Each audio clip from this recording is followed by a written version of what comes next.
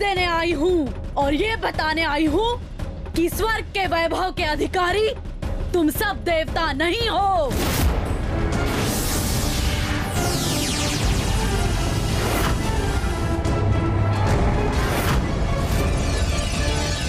आज मेरा त्रिशूल बिना लक्ष्य को भेदे वापस लौट आया।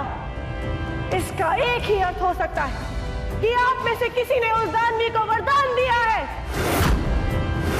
मुझे इस वरदान का कोई कार्ड दिखाई नहीं दे रहा है माते।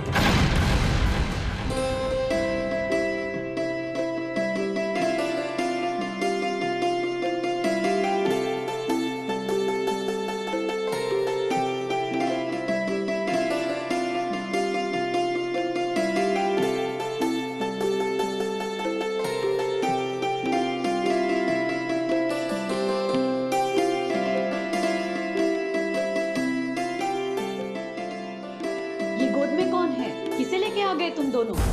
माँ, ये देवी माँ का प्रसाद है। आखिर माता ने हमारी पुकार सुन ली। हाँ माँ, जब हम मंदिर से वापस आ रहे थे तो ये कन्या हमें मार्ग पर पड़ी मिली। उसके आसपास भी कोई नहीं था। बहुत पुकारने पर भी कोई नहीं आया इसे लेने, इसलिए तुम लेकर चले आए। माँ, कन्या बहुत रो रही थी। हमें दया आई और मैंने इसे गोदी में उठा लिया। और चमत्कार देखो माँ, भैरवी के गोद में लेते ही ये बच्ची चुप हो गई, मानो इसे जैसे माँ का आंचल मिल गया है। हमने उसी समय निर्णय कर लिया कि हम इसे माता पिता का स्नेह देंगे। तो मेरा निर्णय भी सुन लो, जहाँ से लेकर आए हो वहीं जाकर फेंकाओ इसे। नहीं माँ जी, नहीं। किंतु हम इसे अपनी पुत्री मान चुके हैं माँ। जिस प्रकार राह से उठाए गए पत्थर को पूजन करने से शालिग्राम नहीं बन जाता, उसी प्रकार राह से उठाई गई ये कन्या हमारे घर की पुत्री नहीं बन सकती। इस कन्या के न कुल का पता है न गोत्र का। देवी माँ के प्रसाद को ठुकराना पाप होगा माँ।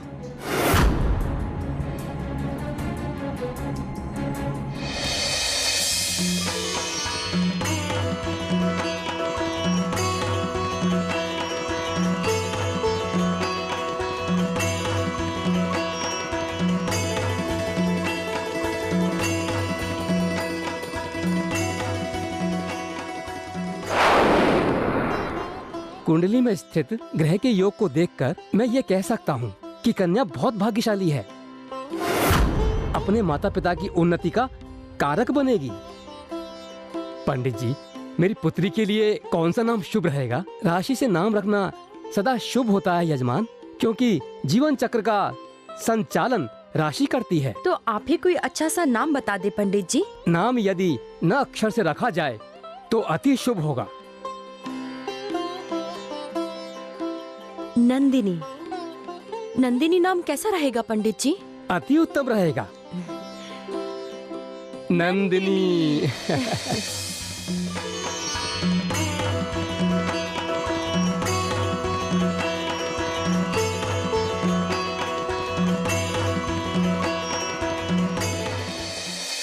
भैरवी, भैरवी, आज आप बहुत ही शीघ्र आ गए। ऐसा ही रहा तो बहुत शीघ्र ही अपनी दुकान हो जाएगी भैरवी।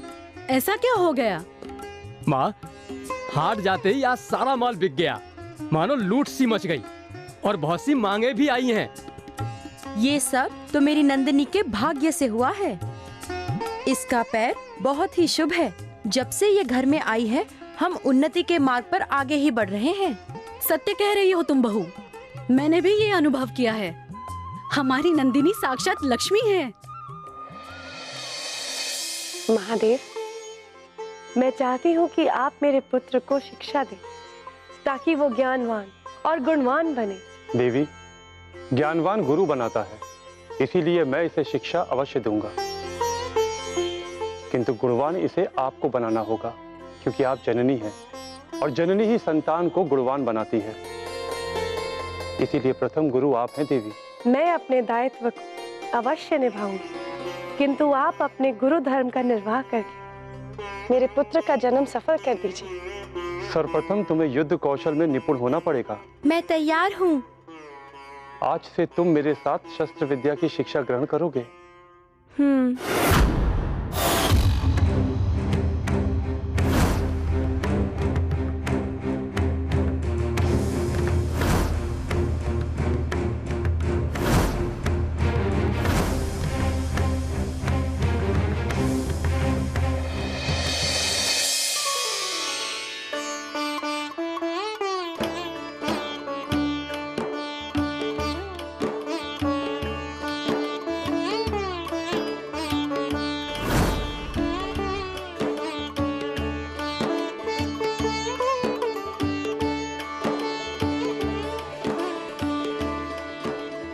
साहिब, पुत्र कहाँ है? कहाँ हो तुम पुत्र?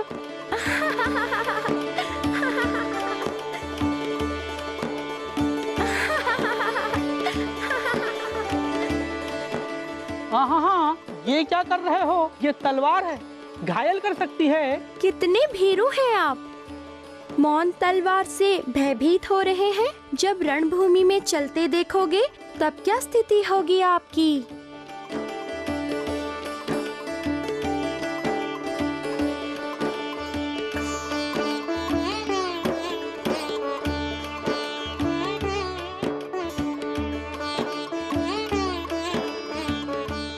नहीं पुत्र नहीं, बाण मत चलाइए, लग जाएगा।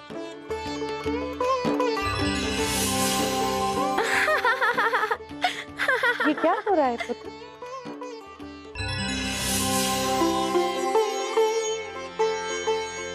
बताओ पुत्र, ये क्या हो रहा है? वही जो सिखाया गया है उसी का मैं अभ्यास कर रहा हूँ। इस प्रकार अभ्यास करना अनुचित है। जब सिखाना अनुचित नहीं है तब अभ्यास करना कैसे अनुचित हुआ। शस्त्रों का अकारण प्रयोग करना अनुचित होता है, चाहे वो अभ्यास के लिए हो या फिर युद्ध विराम की घोषणा के बाद। अच्छा बुरा, नैतिक अनैतिक, नीति अनीति, इनके बारे में ज्ञान होना बहुत महत्वपूर्ण है। आओ, मैं तुम्हें इनका ज्ञान दूंगी। आओ।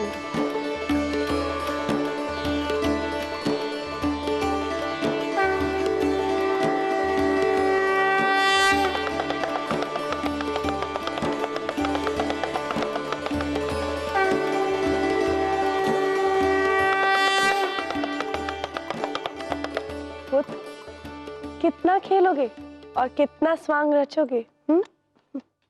चलो नारायण के पास ज्ञान रूपी असली धन प्राप्त करो।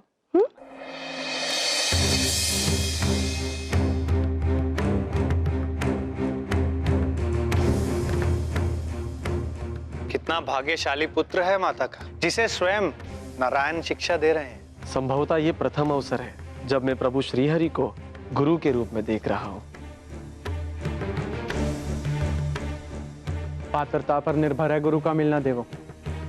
जिस प्रकार नदी अपना रास्ता स्वयं बना लेती है, उसी प्रकार ज्ञान प्राप्त करने वाले शिक्षार्थी को सच्चे गुरु स्वयं बुला लेते हैं।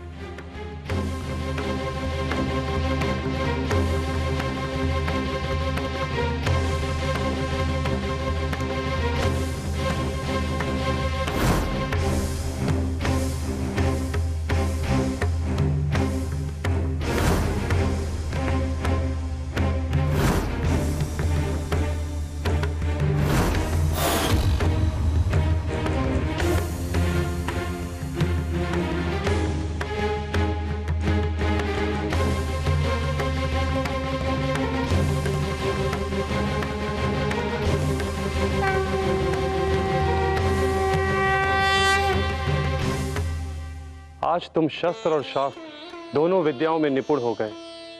गुरु शिष्य परंपरा में तुम्हारा एक उदाहरण होगा। यशस्वी भव।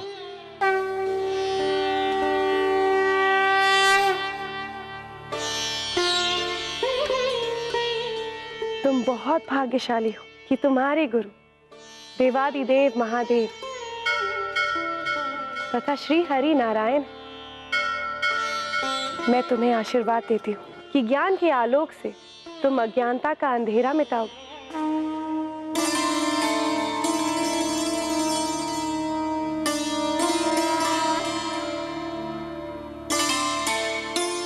तुम्हारे ज्ञान का तेज कभी कम ना हो। अत्यंत ही विलक्षण शिष्य हैं। इतने कम समय और इतनी कम आयु में विद्या अर्जित कर लेना, ये किसी दैवीय चमत्कार से कम नहीं है इंद्रदेव। ऐसे शिष्य ही गुरु के नाम को अमर बनाते हैं।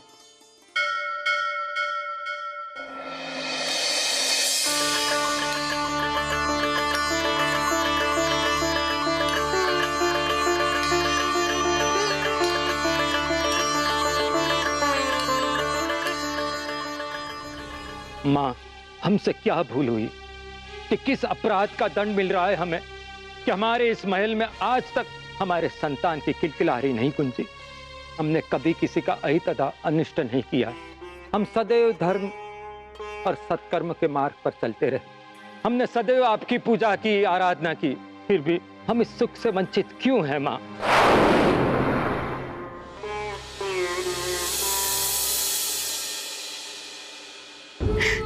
माँ, मैंने भी आपकी भक्ति में कभी कोई कमी नहीं की। पूरी श्रद्धा और आस्था के साथ आपकी पूजा अर्चना की है। फिर भी मेरी ममता का आंचल रिक्त है। आपकी बगिया में तो सहस्त्र पुष्प है, क्या एक पुष्प इस दुखियारी की आंचल में नहीं डाल सकती? माँ, मेरी मनोकामना पूरी कीजिए। माँ, मेरी मनोकामना पूरी कीजिए।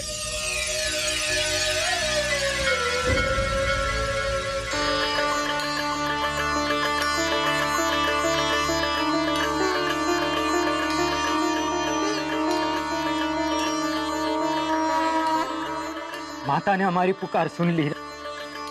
माँ, धन्य है माँ, तेरी महिमा अपरंपार है माँ।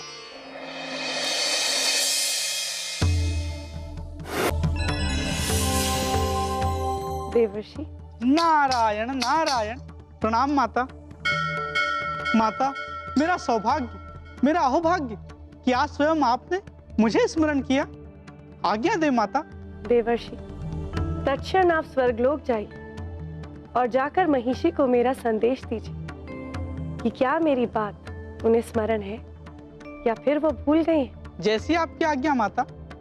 नारायण नारायण।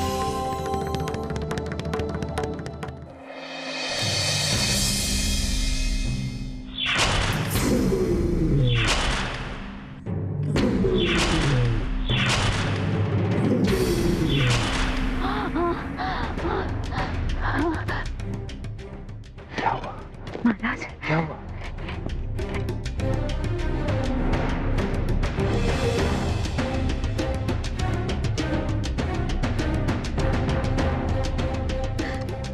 ये सब दुःस्वप्नों का प्रभाव है रानी जी। ना ही सत्य है, ना ही संभव। मन तो बावरा होता है, निंद्रावस्था में कहीं भी भटकता है, कुछ भी सुनता है, कुछ भी देखता है और कुछ भी दिखाता है। सोचिए, जल पी लीजिए और सो जाइए। नहीं महाराज, मैं जो कह रही हूँ सत्य कह रही हूँ। सपने रूप में वो सत्य का दर्शन था। कृपया आप मेरी बात को उसे अनदेखा मत कीजिए। कभी कभी भविष्य में प्रकट होने वाले सत्य का संकेत भी होता है। संभवतः इसलिए मेरा मन इतना व्याकुल हो रहा है। इसलिए कृपया आप मेरी बात मानिए और शीघ्र ही चलिए। ठीक है रानी जी, हम आपकी प्रसन्नता और संतुष्टि के लिए मैं चलता हूँ।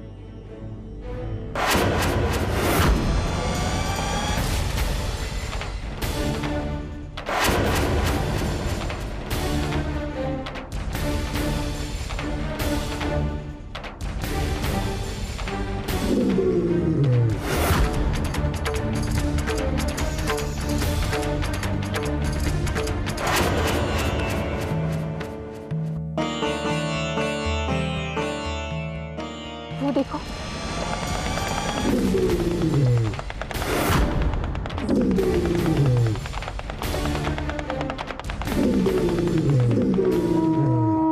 कौन है ये वीर बालक? हाँ, अथवा देवदूत है जो इतना निडर होके सिंह के साथ खेल रहा है। जो कोई भी हो, है तो एक अबुध बालक ही ना, और वो एक हिंसक पशु। हमें इस बालक की रक्षा करनी ही चाहिए। हाँ, आप उचित कह रहे हो। कहीं ऐसा ना हो जाए कि खेलते खेलते ये सिंह इस बालक को कोई क्षति पहुंचा दे। आप यहाँ रुको।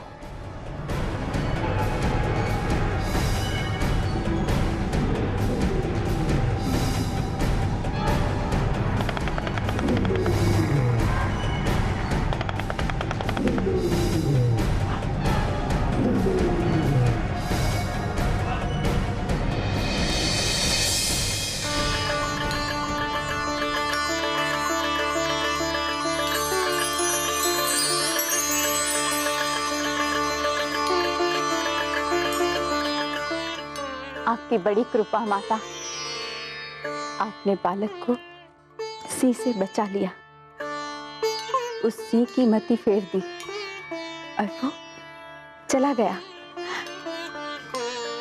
तुम कौन हो बालक, और यहाँ कैसे आ गए?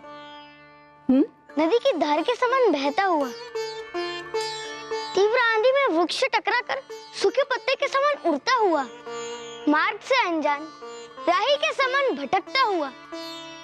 हम समझे नहीं बालक। मैं इस धरा पर अकेला हूँ, अनाथ हूँ,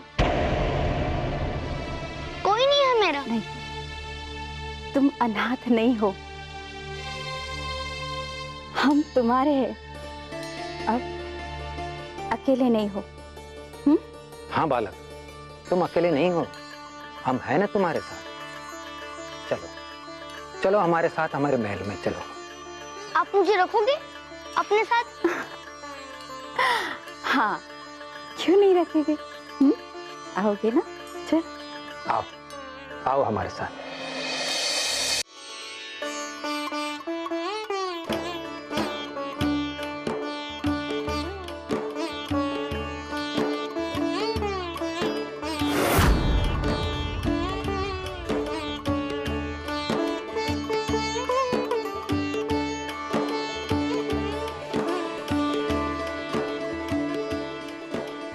क्या हुआ रानी जी? महाराज, जरा देखिए तो सही अपने पुत्र को। पुत्र के एक हाथ में शंख और दूसरे हाथ में डमरू।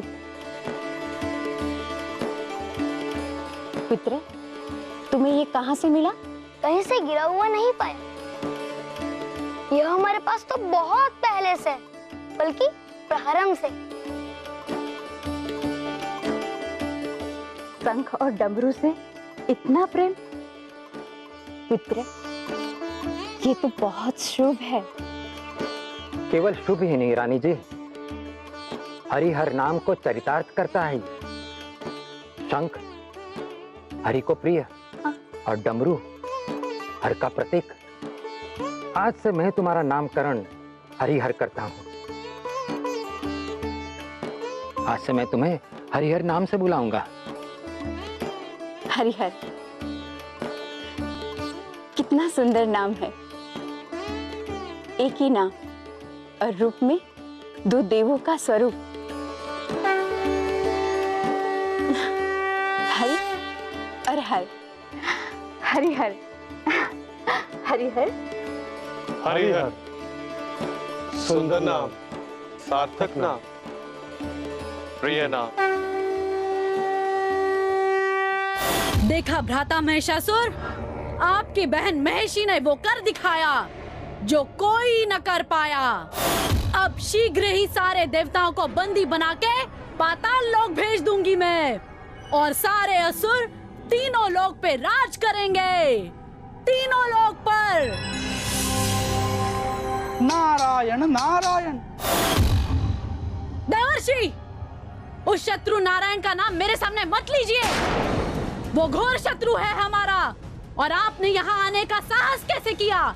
हे तीनों लोकों पर राज करने वाली देवी, यह तो मेरा नित्य कर्म है। जो भी सिंहासन पर विराजमान होता है उसे मैं तीनों लोकों की सूचना देता हूँ। अभी आप विराजमान हैं, तो आप इस सेवा की अधिकारिणी हैं। बोलिए, क्या सूचना लेकर आए हैं आप? हे स्वर्ग की महारानी, एक अद्भुत घटना घटी है पृथ्वी लोक पर। कैसी अद्भुत घटना? एक अत्यंत ही वीर बालक ने अपने पांव रखे हैं धरती पर। हमें आशंका है कि कहीं वह आपके मार्ग में अवरोध उत्पन्न ना करे। मेरे मार्ग में अवरोध? अपने भ्रम के जाल से बाहर निकलिए देवर्षि। सत्य कहा देवी, हो सकता है कि यह मेरा भ्रम हो, क्योंकि मैंने केवल सुना है कि जब पृथ्वी लोक पर उस बालक को किसी ने देखा तो वह सिंह के साथ निडर होकर खेल रहा था। ये बालक हुआ कहाँ और अभी कहाँ है? यह तो नहीं पता देवी, किंतु आपके लिए क्या कठिनाई है? आप तो क्षण भर में पता कर सकती हैं। नारायण नारायण।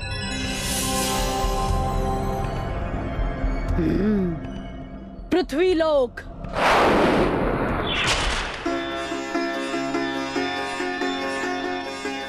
बेटा नंदिनी, देवी माँ के मंदिर चलते हैं। हाँ माँ, चलिए।